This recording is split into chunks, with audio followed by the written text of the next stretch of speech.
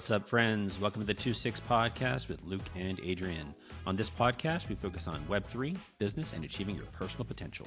In today's episode, we're very excited to welcome AJ Vaynerchuk, co-founder of VaynerMedia and VaynerSports, to explore the transformative impact of blockchain and NFTs in business and beyond. AJ shares his journey and insights into the future of digital and physical assets, revealing how these technologies are reshaping industries.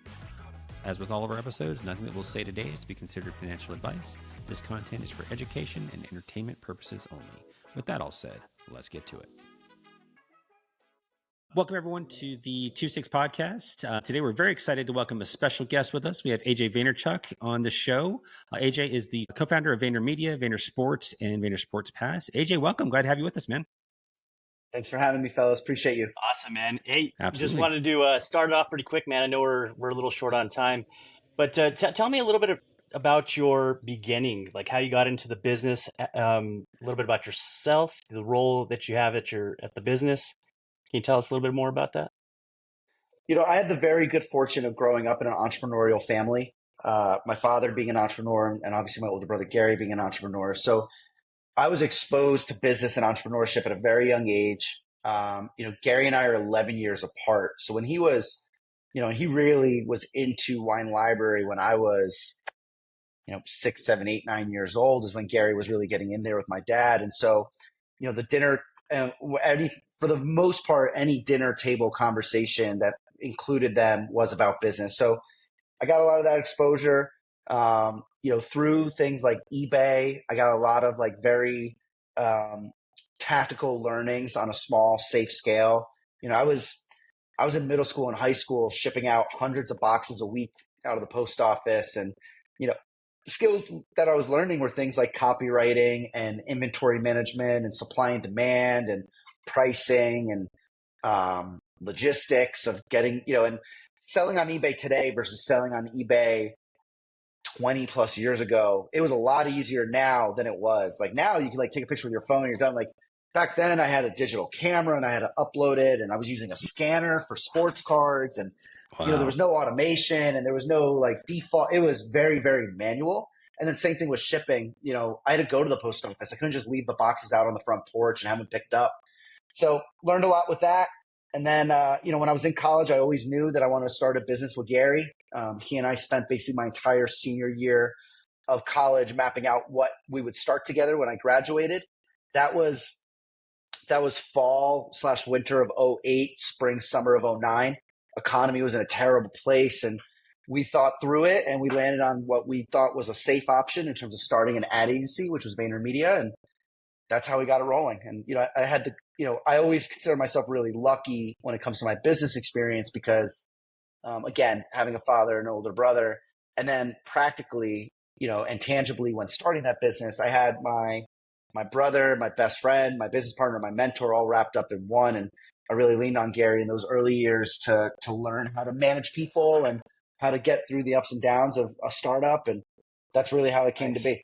Very cool. Yeah. And so just kind of thinking about that too. So you did VaynerMedia for quite a while, and then you made a transition to VaynerSports, a few years later than that. Do you want to talk just a little about VaynerSports as a whole? Because I think there's a few different layers to, what y'all do. So it's obviously a sports agency, but then you also do consulting. You have VaynerSports Pass. Would love to hear a little more about that.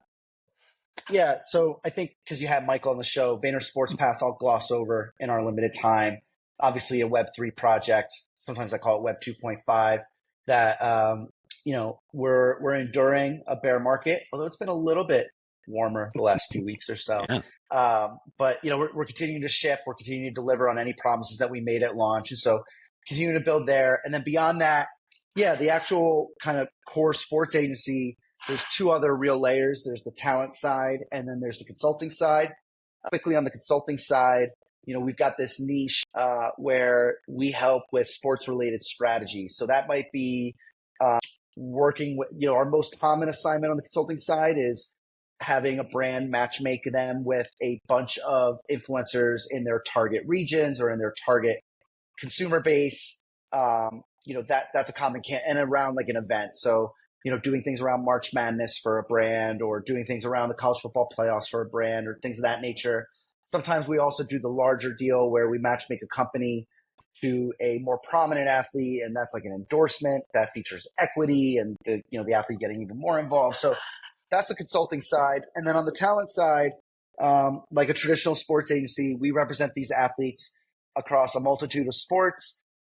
If they're employed by a team, we negotiate the contracts between the player and the team.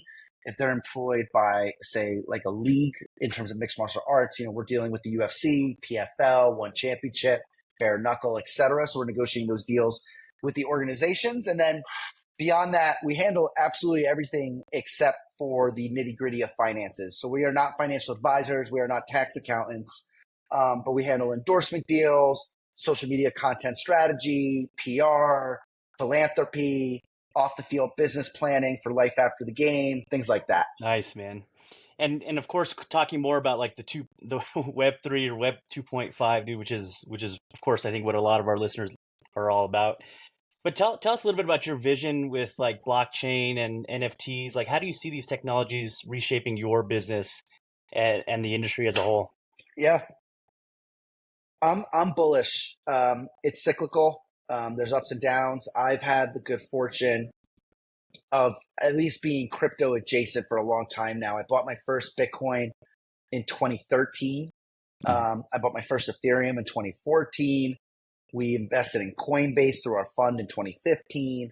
So I've always stayed close. Obviously went really deep when NFTs, came to market and started hitting critical mass. And so in general, I'm a believer in crypto. I think there's been some good advancement in terms of at least the United States and their regulations around crypto over the last month or two. I think that this period has been a healthy period in terms of just cleansing some of the bad practice and bad actors and scams and things like that. And so I'm long-term bullish. I think for us with the Sports Pass, we had the good fortune of minting towards the end of the bull run. And, we're fortunate enough to learn from some other people's mistakes and just instantly convert that ETH into US dollar. And so, we have the reserves to fulfill every promise we've made. And I want to ride out the storm because I think that, I can't promise there will be a big uptick and a rebound. But if there is, my intuition, and this isn't financial advice, obviously, but my intuition is that if a project was able to sustain the bear, a prolonged bear, and there's another bull run, I think the projects that stuck around will get the benefit of the doubt compared to, say, new projects. I think consumers will be skeptical as a whole to new things launching, let's say in late 2024, if there's a cycle that is an improvement.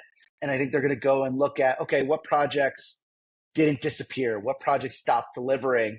And then which projects actually continue to be active, continue to build, continue to iterate. And so I'm trying to position us as one of those projects that has remained active, constantly done things, constantly try to innovate and adapt so that if there is another upswing, we're in a good position for it. Absolutely. Yeah. I think that's one of the things that makes us so excited about VaynerSports Pass as a whole is y'all have been very resilient throughout the bear. And also, reflecting back on when there's things that maybe aren't working out the way that we thought it was when it was a bull market, that kind of thing. Like, how do y'all what process do y'all use to kind of make those decisions? Because I'm sure like there's a number of different strategies you could do. Just interested in kind of hearing a little bit about what that's. Yeah, it's honestly, it's like how I make any decisions in business. It's taking a bunch of variables and weighing pros and cons and analyzing it. I think community sentiment and feedback has been a major aspect for us in terms of the big overhaul we just did with our reward system. Looking at the market as a whole, looking for inspiration for other projects and seeing what's working and not working for them. So I think it's a multitude of things. And then honestly, there's a little bit of, subjectivity and gut feel. And I think the best business leaders are able to pair intuition with data. I think if you're too far into the intuition cycle, you're guessing too much. If you're too far into the data cycle, I think you're missing the forest through the trees. And I think the real blend is if you can, use data to make informed decisions, but also rely on, what makes you and your own intuition and subjective decision making too.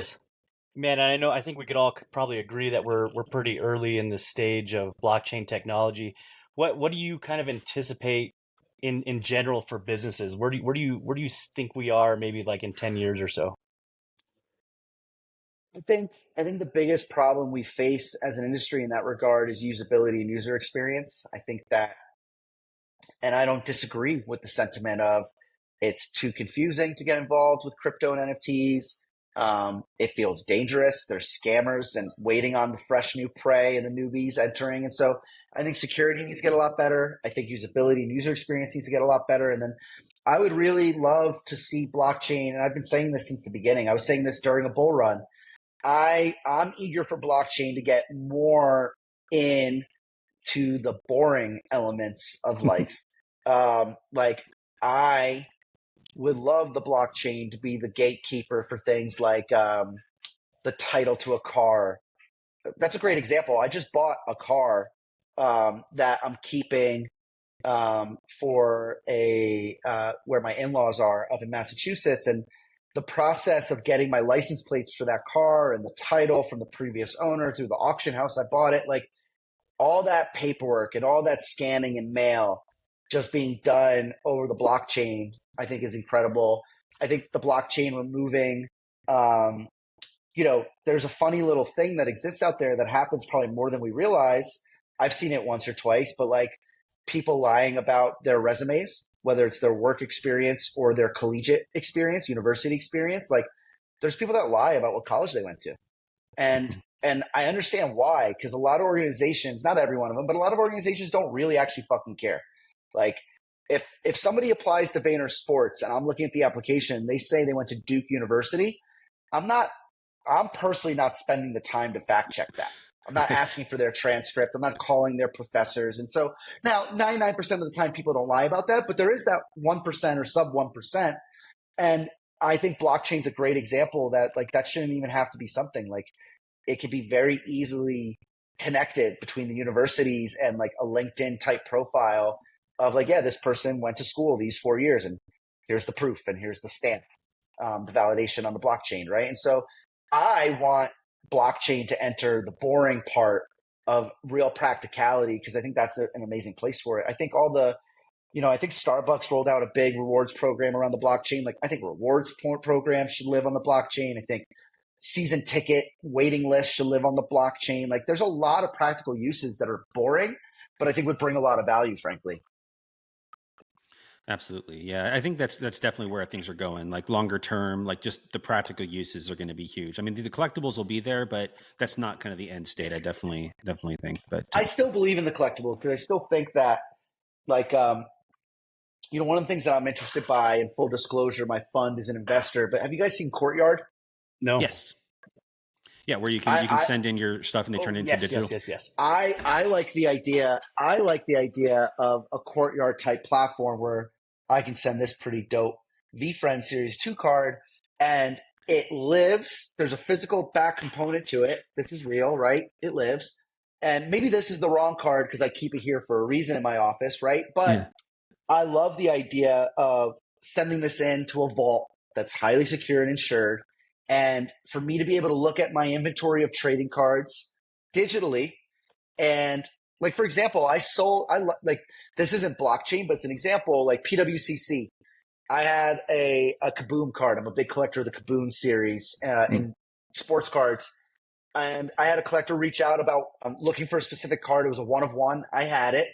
And he asked me about it. And I said, it's in my PWCC vault. And he's like, can I get pictures? And I went to PWCC and they have a really nifty system where I was able to share a link and he was able to look at a picture of the card. He was able to see the serial number. He was able to see a video of PWCC when they received the shipment and show them with the gloves, like looking and rotating the card. And then all I had to do to sell him the card was transfer to him because he had a PWCC account, right? And so that component of like the digital storage, the visual collectible that I can share and keep and utilize and then have it as utility. But then if I ever want this on my desk, like I have now, just click to ship. That's exciting to me. And I think that's a good example. I think that could be a way to bridge the gap with collectibles. And then I think the next generation is going to want to be full. Like my kids, I think are going to be more into digital collectibles than physical collectibles when, in 10, 15 years. Yeah. I do. Absolutely. Yeah, I think that's a huge use case for it. Like I have my cards here at home, and it's just like I always have to worry about like what if there's a fire, I lose all my stuff, Yeah. that kind of thing. But Yep. even in other applications too, like I know like the whiskey industry is doing a lot of that where you can actually Yep. buy an NFT that represents a barrel of whiskey, wine, all Yep. that kind of stuff. So it's really Yep. cool where that stuff I've I've too. got seen a whole stuff on bay that of front my too. garage So dedicated to sports memorabilia or worthless cardboard or whatever you want to call it, man. And it would be great just to Yeah. store it in a vault, especially the good pieces. So I love that. Yeah. yeah, Exactly.